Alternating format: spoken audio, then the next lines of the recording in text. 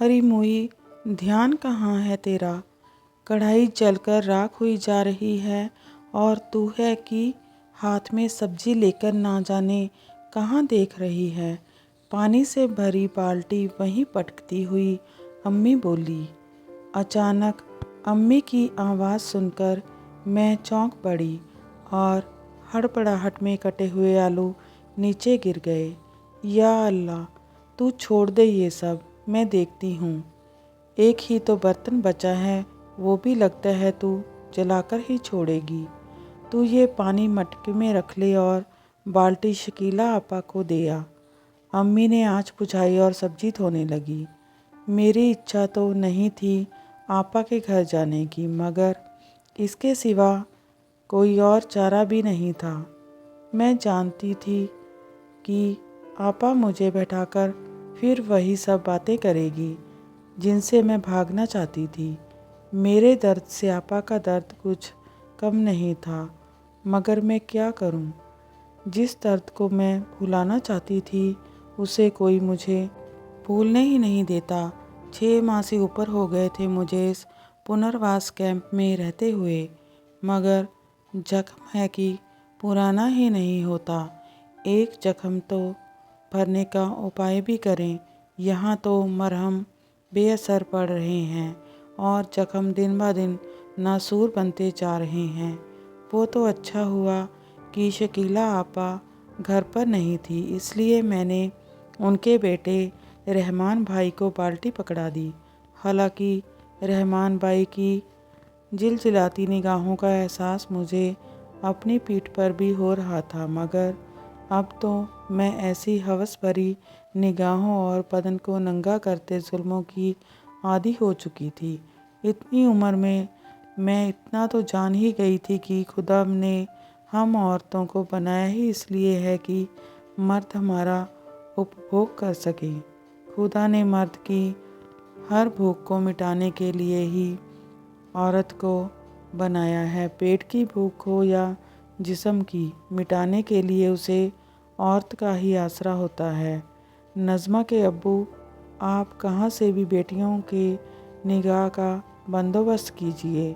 आप समझते ही नहीं हैं, जवान बेटियां माँ बाप के घर में सुलगते हुए अंगारे के समान हैं। ज़माने की ज़रा सी हवा भी लगती है तो हमें राख का ढेर होते देर नहीं लगेगी। मैं 3 बेटियों के निकाह का कैसे इंतज़ाम करूं बेगम? किसी तरह तो नज़मा की थोड़ी उम्र बढ़ाकर सरकारी निकाह में बैठाया था। सोचा था 1 लाख की सरकारी सहायता राशि मिल जाएगी तो हमारे सारे दुख दूर हो जाएंगे, मगर दुख तो दूर होने की बजाय बढ़ते ही जा रहे हैं। मैं ये बूढ़ा शरीर लेकर किसी तरह 2 वक्त की रोटी का इंतज़ाम कर पा रहा हूँ।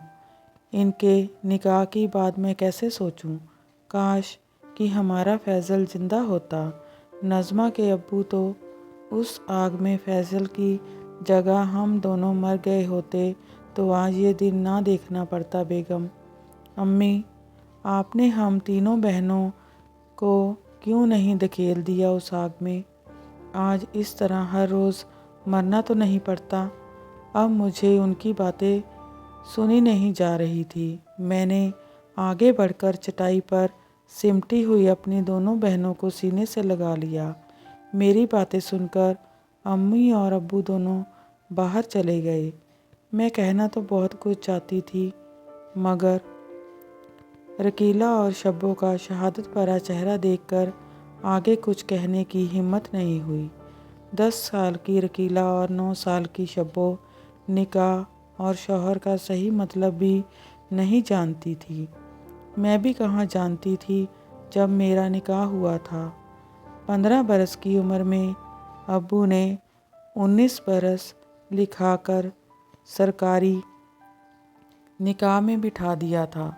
मैं याद तो नहीं करना चाहती थी, मगर ना जाने क्यों जब भी मैं सोने जाती तो मुझे उन्हीं पुराने दिनों की याद आने लगती है और मैं खोने लगती हूँ अपने गांव की उन्हीं पुरानी गलियों में। मोहब्बत नगर के खिताब से नवाजे जाने वाले शहर में छोटी सी एक नदी के किनारे बसा था मेरा गांव, जहां सब मोहब्बत की परिभाषा पर अमल करते थे। सुबह मस्जिद में पढ़ने वाली अजान की आवाज़ जब कानों में पड़ती तो सबके बदन में मानो नया जोश भर जाता। हर दिन खुशियाँ लेकर आती थी और हर रात मीठे मीठे सपने दिखलाती थी। पर एक दिन ना जाने कैसे लोगों के मन काले होने लगे। इंसान इंसान पर शक करने लगा। अब्बू ने हमारे मदरसा जाने पर भी रोक लगा दी। बाहर जाना होता तो अब्बू या फैज़ल भाईजान के साथ ही जाते, वो भी बहुत कम। फिर एक दिन जिस बात का खौफ था वही हुआ। मुझे आज भी याद है वो मंज़र, धू धू करके जलता हुआ घर, खेत खलिहान, सब के सब अपनी जान बचाकर इधर उधर भाग रहे थे। सड़कों पर मौत नंगा होकर नाच रही थी। अब्बू ने हम तीनों बहनों को एक ट्रैक्टर की ट्रॉली में बिठा दिया। उधर फैज़ल भाईजान अम्मी को खोजने गए थे। थोड़ी देर में अम्मी को तो कुछ लोग लेकर आ गए, मगर फैज़ल भाईजान आज तक नहीं आए। किसी तरह हम अपने गांव वालों के साथ यहाँ कल्याणपुर पुनर्वास शिविर में पहुँचे, मगर यहाँ तो हमारी हालत जानवरों से भी बदतर हो गई। अपनों के खोने का गम, ऊपर से पेट की आग। अब हर रोज़ तिल तिल कर हम सबको जला रही थी। इन सब के अलावा भी एक और आग थी, तन की आग, जो आए दिन किसी न किसी लड़की की आबरू के चीथड़े करने लगी थी। कैंप में सब कुछ बेपर्दा था। छोटे छोटे तंबुओं में बटा जीवन हर पल असुरक्षित था। ऐसे में जब सरकारी निकाह और शादीशुदा जोड़ों को 1 लाख रुपए की सहायता राशि की घोषणा की गई तो लोगों की पाँछें खिल गई। बेटे वाले और बेटी वाले दोनों अपना अपना फ़ायदा सोचने लगे। मेरे अब्बू ने भी मेरा नाम उसमें लिखवा दिया। अपने होने वाले शौहर का मैंने चेहरा भी नहीं देखा था, ना ही उसके बारे में कुछ जानती थी। मैं तो बस इतना जानती थी कि मेरे निकाह कर लेने से अम्मी अब्बू के दुख दूर हो जाएंगे।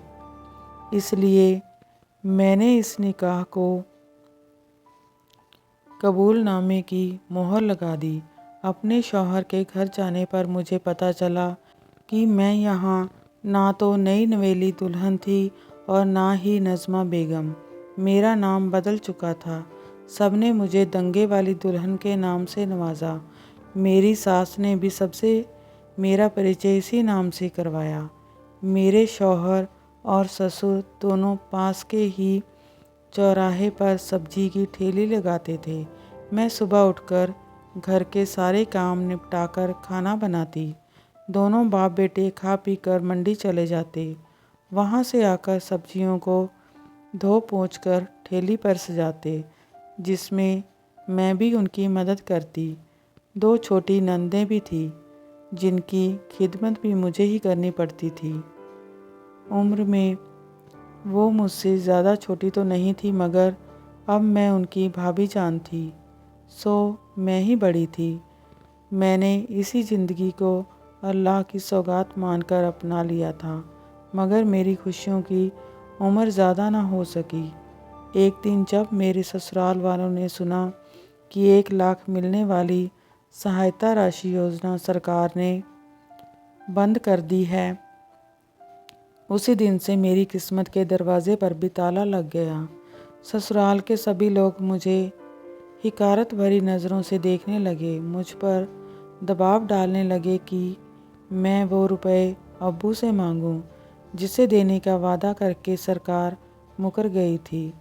जब इस बाबत मैंने अपने शौहर से बात करनी चाही तो उसने भी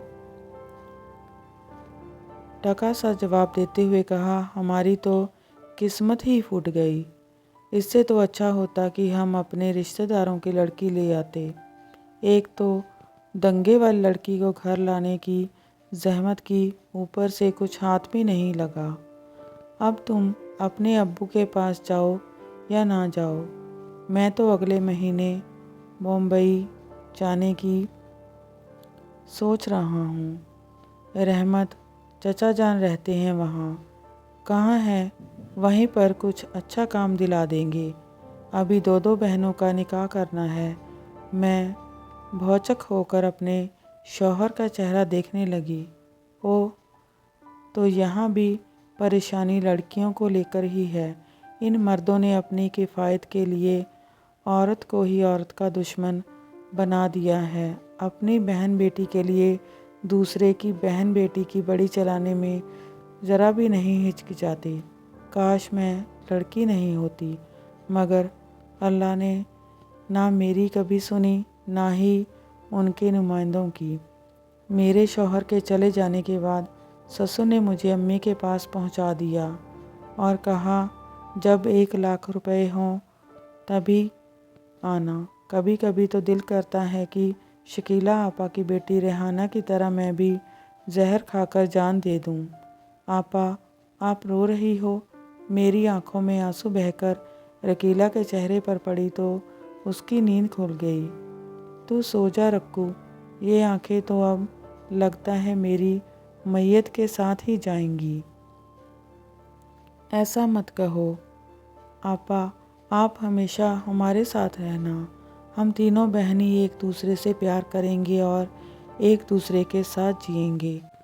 हम अम्मी अब्बू का भी सहारा बनेंगे ताकि उनको भाईजान की कमी ना महसूस हो। ऐसा नहीं हो सकता रक्कू, समाज में एक दंगे वाली लड़की के लिए कोई जगह नहीं है। हमारी ज़िंदगी भी इन्हीं तंबुओं की तरह है। हमेशा दूसरे के रहमो करम पर गुजारा करना पड़ता है। लोग अपनी सहूलतों के हिसाब से इसे तोड़ मरोड़ कर जिस दिशा में चाहें उसी दिशा में लगा देते हैं। इन तंबुओं की तरह हमारी भी कोई ज़मीन नहीं, कोई नींव नहीं, कोई मंजिल नहीं।